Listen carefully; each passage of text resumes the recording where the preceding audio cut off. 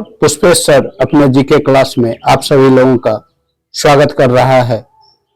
Forbes द्वारा 2025 में दुनिया के शक्तिशाली राष्ट्रों की लिस्ट जारी किया और इसमें भारत जो है 10 देशों से बाहर है, टॉप 10 देशों से भारत बाहर है।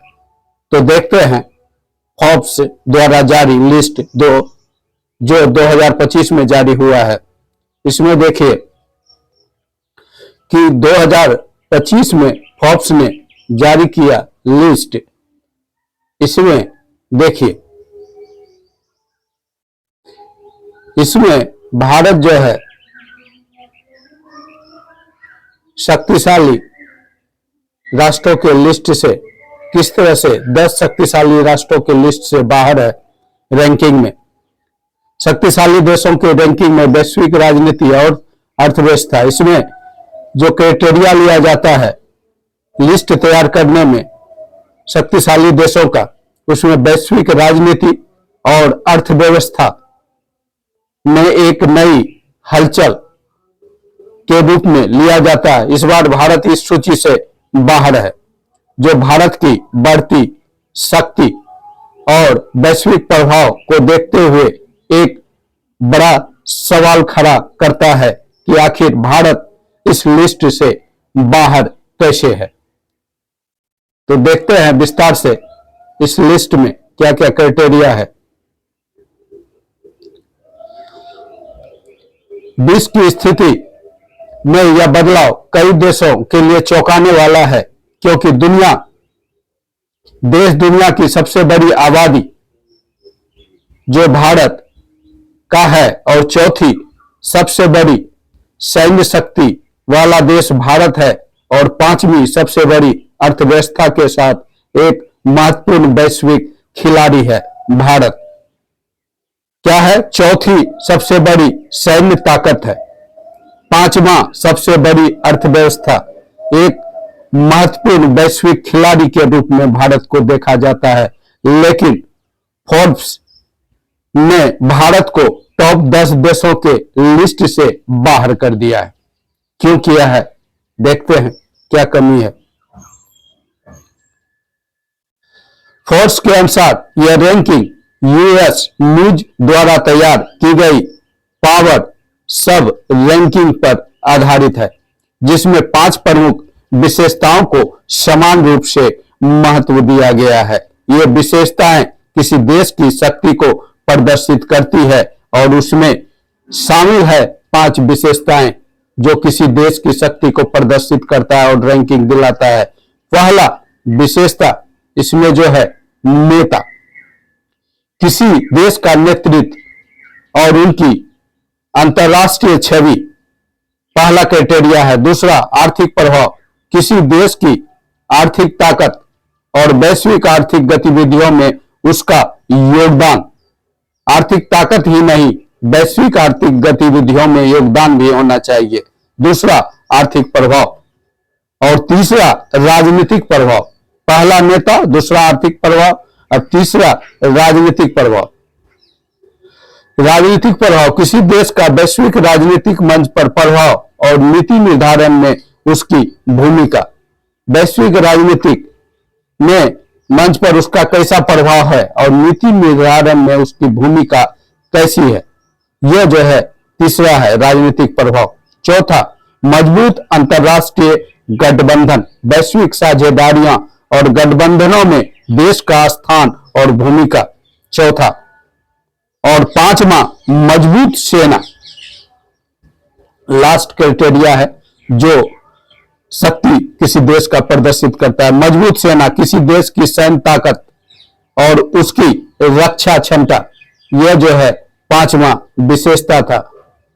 अब देखते हैं इन रैंकिंग में प्रत्येक पैमाने को समान रूप से महत्वपूर्ण माना जाता है और इन्हीं मापदंड के आधार पर देश को रैंक किया जाता है। इन रैंकिंग में प्रत्येक पैमाने को महत्वपूर्ण मानते हुए जो है किसी देश का रैंकिंग किया जाता है।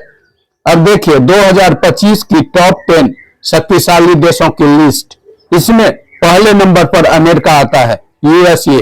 जीडीपी जो है 30.34 ट्रिलियन डॉलर, जनसंख्या जो है 34.5 करोड़, क्षेत्र उत्तरी अमेरिका, ये पहले नंबर पर आता है। जीडीपी इसका काफी अधिक है, 30.34 ट्रिलियन डॉलर। दूसरे पर चाइना आता है, जीडीपी 19.53 ट्रिलियन डॉलर और जनसंख्या इसका जो है 141.9 करोड़, क्षेत्र एशिया में आता है। यह दूसरे नंबर पर चाइना आ रहा है और तीसरे नंबर पर रसिया को शामिल किया गया है। जीडीपी इसका जो है 2.2 ट्रिलियन डॉलर और जनसंख्या 14.4 करोड़, क्षेत्र यूरोप में। चौथे नंबर पर यूनाइटेड किंगडम, जीडीपी इसका देखिए 3.73 ट्रिलियन डॉलर है और जनसंख्या 6.91 करोड़, क्षेत्र यूरोप, यूनाइटेड किंगडम यानी कि आपका जो है लंदन, ब्रिटेन हो गया। जर्मनी पांचवें नंबर पर आता है, जीडीपी 4.92 ट्रिलियन डॉलर और जनसंख्या 3.45 करोड़, क्षेत्र यूरोप।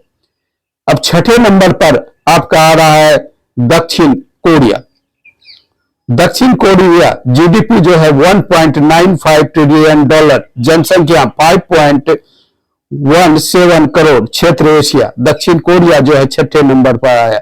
इतना छोटा देश रहते हुए भी भारत को जो है पीछे छोड़ दिया। और सातवें नंबर पर फ्रांस, जीडीपी 3.28 ट्रिलियन डॉलर, जनसंख्या 6.65 करोड़, क्षेत्र यूरोप। और आठवें नंबर पर आपका जापान आता है, जीडीपी 4.39 ट्रिलियन डॉलर, जनसंख्या 12.37 करोड़, क्षेत्र एशिया। अब जो है आपका सऊदी अरब 9 नंबर पर आता है। सऊदी अरब जीडीपी 1.14 ट्रिलियन डॉलर, जनसंख्या 3.39 करोड़, क्षेत्र एशिया 9 नंबर पर। और 10 नंबर पर आपका इजराइल आता है, जीडीपी 550.9.1 ट्रिलियन डॉलर, जनसंख्या 93.8 लाख, क्षेत्र एशिया।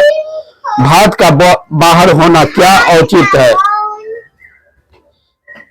अब हो गया पापा।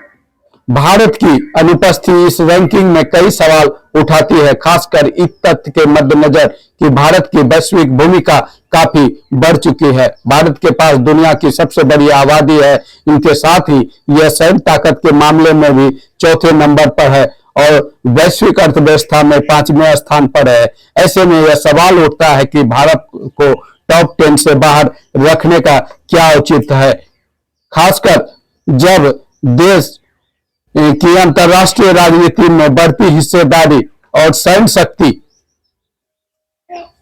शक्ति का ध्यान रखा जाता है। हालांकि फोर्स की रैंकिंग में कई पहलू शामिल किए जाते हैं, इसमें से कुछ को भारत पूरी तरह से पूरा नहीं कर पाया।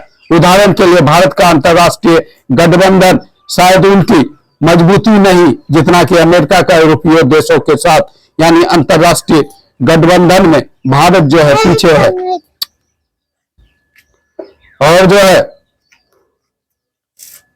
अंतर्राष्ट्रीय गठबंधन में जो है भारत की रैंकिंग पीछे है, उतना मजबूत नहीं जितना अमेरिका और यूरोप देशों। इसके अतिरिक्त भारत का राजनीतिक प्रभाव भी पश्चिम देशों की तुलना में अपेक्षाकृत जो है सीमित है, भले ही उनका क्षेत्रीय प्रभाव और जो है राजनीतिक साझेदारी मजबूत हो। यही कारण है भारत को जो है रैंकिंग से पीछे रखा गया है, क्योंकि भारत का जो है उतना क्षेत्रीय इसका प्रभाव, क्षेत्रीय प्रभाव और राजनीतिक